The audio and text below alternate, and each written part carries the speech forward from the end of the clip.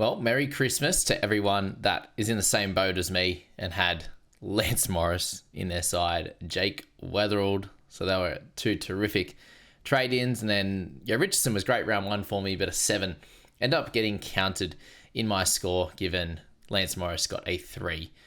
So that was great to have a 7 and an 11 in the squad. And surprisingly and luckily enough, I didn't lose too many ranks there, but it does mean that, if I was to have two at least better scores there, maybe even a 50 out of 2 games from Weatherald and even a 50 or 60 from a Lance Morris there, who my alternate play was going to be Ashton Agar, who picked up an 80 odd. So yeah, that would have been a big push up. And actually just that one change alone from Morris to Agar would have been, an improvement by, let's say, 400 ranks or something like that into the 1700s, which still wouldn't have been top notch, but at least it's in a better spot than going backwards in the ever important round 2 after a good round 1. I missed out on Sutherland in round 1. That was, user error / not trusting the injuries. But this second one, I think, was just a bout of bad luck. So Merry Christmas to everyone who is in the same boat as myself. And we're saying Merry Christmas because we need a great Boxing Day, hopefully for the Aussies at the MCG, but also for our round 3 SuperCoach BBL side. So into 2-4-7-3 overall for my side. Our team value's gone up a decent chunk there, by a couple 100,000 or close to it. And we've got some moves to be made in round 2, that's for sure. And congrats to a few of the guys in the leagues that are in a solid spot there. Dr. Kando still in 6th spot in the BBL Podmasters there. We've got Toby in at 147. Andrew Langley in there at 260, continues to just do the right thing there. We've got Damon in at 347 to round out that guys in the top 500. And anyone in that top 1,000 there, I think, are well within their rights for a chance at winning overall glory. And I think if I'm to be any chance, which I think is very, very slim right now, I would need to beat a lot of these guys by a couple 100 points this week and move back into somewhat of a solid spot in the top 1,000 this week. So we'll see how that one plays out. But congrats to Alyssa in JBFA Crew 1, who beat me with 1,076, a really solid score. We've got our work cut out for us, that is for sure. But let's go through all the positions, just a quick one on my team and going on from there. But just looking at my squad, first up, I just moved a couple of things around. I moved Edwards into the captaincy slot instead of having it on the great Jake Doran. Philippi comes into that starting spot as well. It's all I've moved so far. Just anyone who is playing right now. And Weatherald, I've moved him out because he's going to be sold from my side.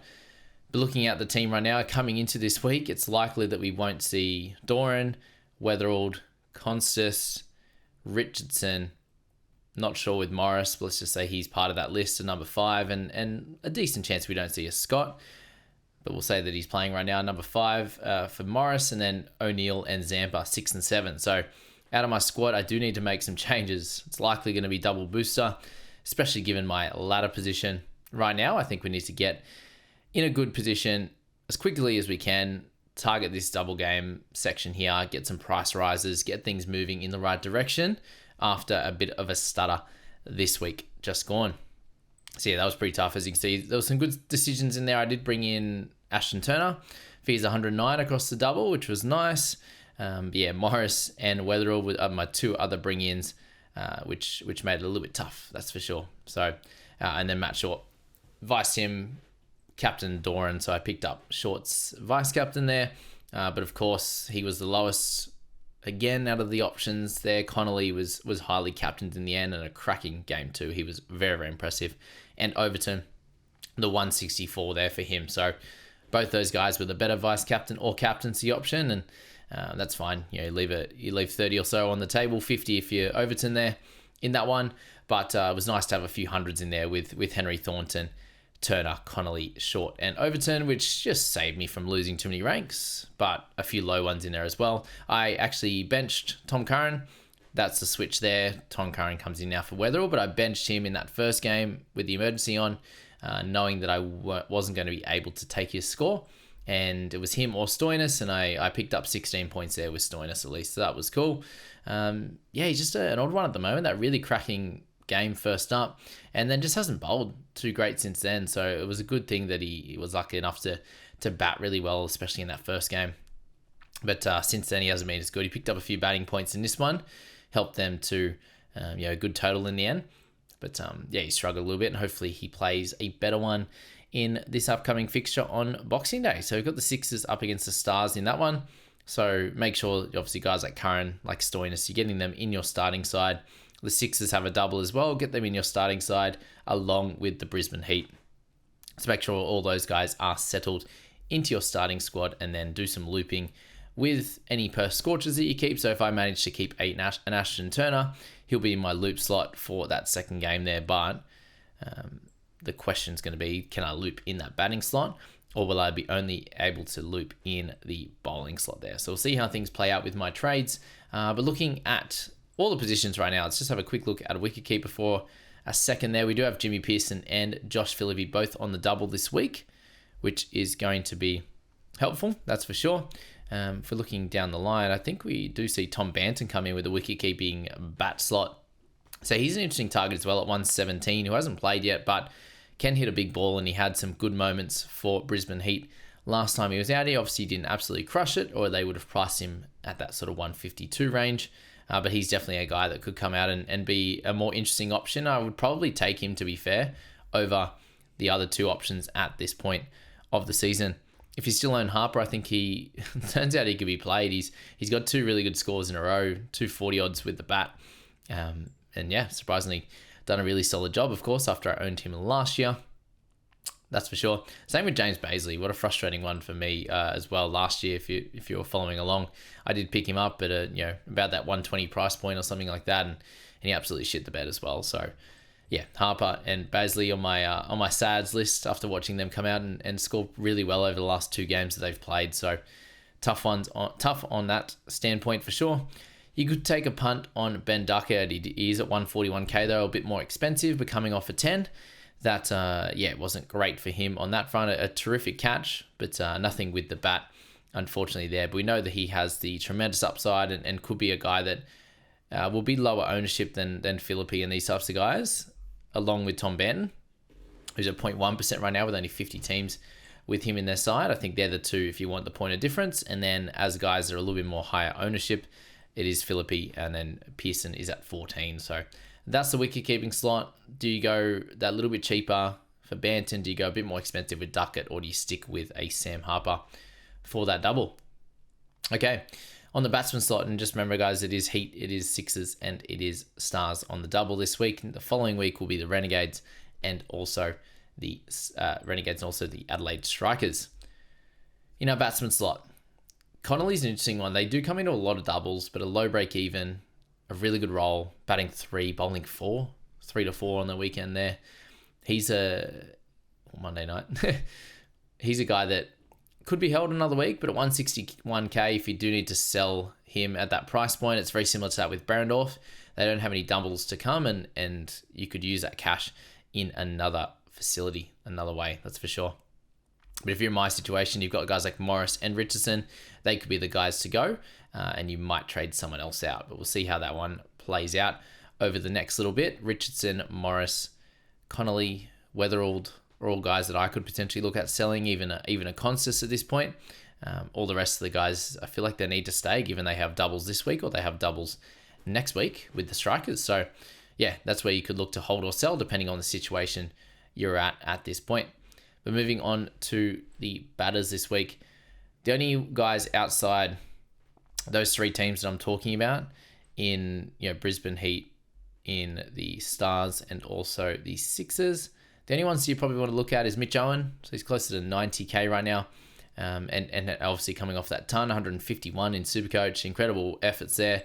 He does have a double later on the year, and if you don't have any active Hobart Hurricanes players, you're going to want a few of them in that game. So if you're buying him now, yes, you're not getting the double this week if you were to get a Renshaw or something like that, but you are getting the double later on. So it's a payoff now in terms of getting the cash. Potentially, he keeps his spot in that side until the time when they have their double, and he becomes super relevant for you in that stage. But let's just look straight at averages for the batsman.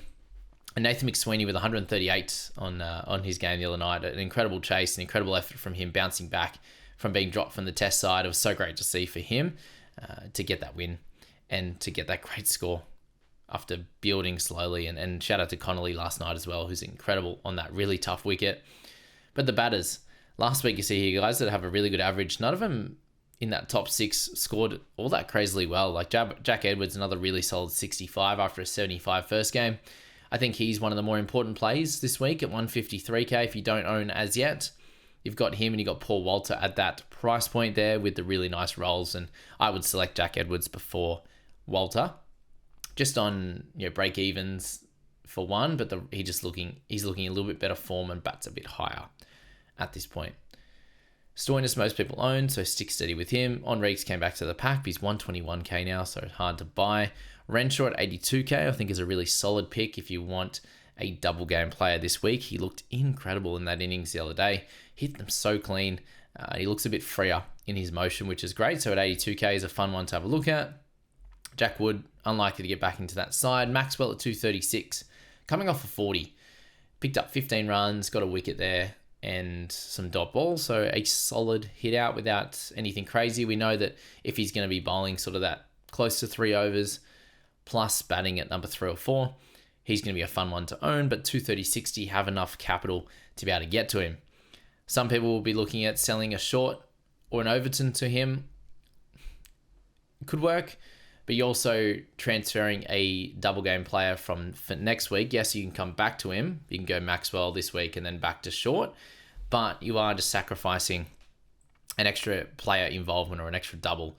Whereas if you held short this week, and it depends on your situation, if you don't have a lot of guys to sell this week, if you're pretty well set up for this week and want more double game players, and I understand a short or an Overton being sold this week on the single, especially with Matt losing cash and just being fairly disappointing with the bat, obviously, and not in great touch.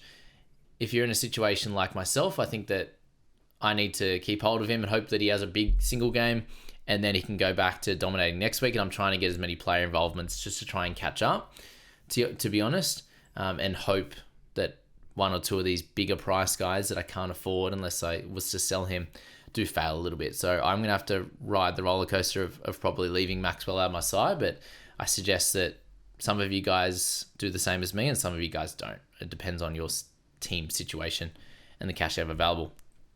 Jordan Silk, 98k, a really nice game there in round 2 after a slow one, round 1. God, I love watching him field and he can just do awesome stuff with the bat in that later part of the innings. But he's a guy at 98k you could take a stab on if you wanted to. Hayden Kerr didn't play that second game. James Vince, we know that can have really, really good games. He picked up 50 round 1 and a 13 in round 2. So as a bat-only guy, can be a little bit risky, similar to that with Max Bryant, as he saw there. Joel Davies at 68k. Does he keep his spot on the side? Might be hard to select him after a 9, but he's one of the cheaper options, along with potentially Curtis Patterson. If he gets his spot back in the side, he's fairly cheap as well. In terms of the slightly higher price guys, Paul Walter, Tall Paul, he's down 28k, coming off a low one in round 1, 44 in round 2. He's bowling the 3 overs. He's still batting at sort of 6 or 7. So it's still a really nice roll, but he hasn't hit the heights that he did last year, old Tally Paul. He's definitely a guy that I have my eye on around that price that I'm selling some of these guys at Richardson, Morris. He's close to that kind of level. If I'm not selling like a Connolly or something like that, then he'll be a guy that I'll definitely have to target. If I do sell a Connolly, I'll probably have a bit more space to go up into the higher ranks there with, we've got some Akil Hassan, we've got Bartlett, we've got Glenn Maxwell, these types of players there for sure. And then looking down the line there of averages, there's a few guys that haven't played as yet. Munro got the 7 at 121k, is a bat-only guy, someone to have a look at. You got Duckett, as we mentioned. And then you're looking at Tom Benton, like I said, who obviously has the wicketkeeper duel with the bat slot. All right, let's move to the bowlers then. So if we are moving on from a Richardson, like you might in my side, I think you have to hold on to your Renegades fast bowlers, especially whether it's Tom Rogers or Fergus. Having both of them would have been nice in the end, not just the one. That pitch last night was diabolical in that first stanza, and shout out to Connolly for how good he went on that front. All right, in terms of bowlers there, we do have a few cracking options. As you can see up top, Ben Dwarshuis at 162k, I think is an absolutely terrific pick. He's in form with the ball and absolutely is crunching them. He looks like he should be batting sort of 5 or 6 at the moment, the way he's hitting them. And he might get that opportunity if the game presents itself to hit bigger earlier. or to win matches like that, then he has that opportunity with the bat as well after bowling really 4 important overs. So Dwarshuis at 162k is a terrific pick. He's got a better average right now than Xavier Bartlett, and he's 45k cheaper, but we know what Xavier can do. A 90 into a 50 at 207k is an absolutely terrific pick as well. So have a look at these guys right now. And obviously Dwarshuis is going to have that tremendous break even after the 107. So look at those two. Edwards already spoke about as a great pick. Akil has seen a terrific option with the ball. He picked up 64 points, a couple of wickets in his first game with a good economy. The only worry with him is that with Dwarshuis overtaking him in that order, he's sitting with Abbott now being out. I think he'll sit around that eight mark after Dwarsh at 7 is likely how that's going to play out, unless they, depends what selections they make in their order, but they'd still had Lockie Shaw go in ahead, which is likely to be Curtis Patterson this week. Akil Haseen is a guy that you could come out and go back-to-back hundreds. He's that type of bowler. He's very, very impressive with a tiny bit of late order hitting, but he is also likely to be more bowl-only. That Xavier Bartlett mold, batting that 8-9, and you have to rely on him doing really well with the ball, which is similar to Dwarshuis, but he is ahead of Haseen in the order, so keep an eye out on that one. Abbott will be with the test squad, and Pete Siddle.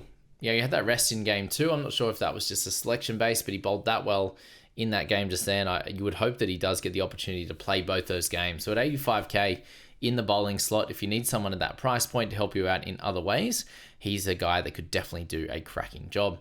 If you still own Tom Curran, we know that he can be terrific at certain times, so keep an eye out on Tom. We spoke about Maxi. Swepson's an interesting one. Bowled really well in that first game, picked up a wicket, great economy rate. In the second game, not so much. 10 points for him. We know that he can be very up and down, so I think he would be a tough selection at 109, but he could definitely do a good job across the double, as we saw with guys like Lloyd Pope.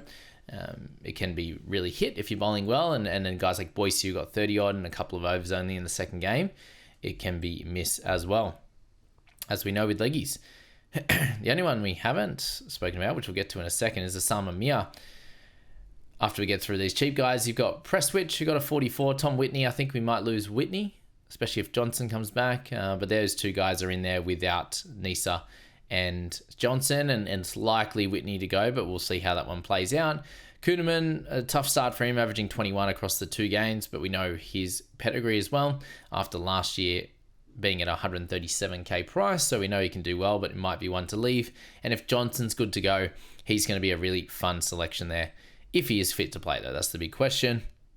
We have a little bit to look at in terms of the final game of the round on the 29th of the Sunday, the 29th of Jan. There's potentially a little bit of rain around, which is that Brisbane Heat second game against the Stars? Brisbane Heat against... No, Sixers. Sixers that'll be against. So, something to look at there with the weather. And then Osama Mir at 124. I think you probably want to go for Spencer a little bit more than Osama at that same price point. More for the fact that he has the ability to go nuts and pick up a 5-foot like we saw in that, those games against Pakistan. So that's something to note with him, and not too much else lower down from that. So that's all the positions this week and what you should be looking at. And just a quick recap of the games from round 2 is some spectacular games actually with how close they came down to the wire. And the one that really hurt a lot of us was obviously that Perth Scorchers game with, well, to be fair, every game hurt me with Weatherall going down and then having Morris and Richardson in that second game. Then the third game I think was pretty solid. Philippi and Edwards, not too bad. Constance on the bench for a 0. But yeah, some really, really high quality cricket. A shame for Chris Green on his 100th to cop that loss. A tremendous effort from the Scorchers. They probably should have lost worse, but it ended up being fairly close in the end. Getting 8 down. Some of the shots in that back end when they needed like 4 and over, which was crazy. But yeah, shout out to Brisbane Heat for continuing to find a way to win. And similar to that with the Sixers as well. Thunder probably shouldn't have lost that one, that's for sure. But some tremendous scores across the round. Shout out to Lloyd Pope, as I said. Shout out to Berendorf, did a great job. He also had some of the Renegades bowlers. Obviously, Tom Rogers, another ton for him. Incredible efforts on that front. And yeah, just a little bit of a low one from Matt Shaw based on his price, but Jamie Overton was great in that double there. And then scorchers, batters. It was really only Cooper Conley that managed to step up. The rest of the guys kind of struggled a little bit, along with Ashton Turner getting a pretty solid 2-game score, even with only 8 runs in the second. So we'll leave it at that, guys, for the buy, hold, sell, the results for round 2. I hope you'll have a good round in round 3. Let me know if you did well in the comments, and also comment if you were in the same boat as me and had some shockers through luck, and obviously just bowling bad or whatever across that one game for Lance Morris. We got a couple of days. Hope you all have a cracking Christmas and enjoy Boxing Day for the double header of the Test match into the Big Bash game there. See you guys.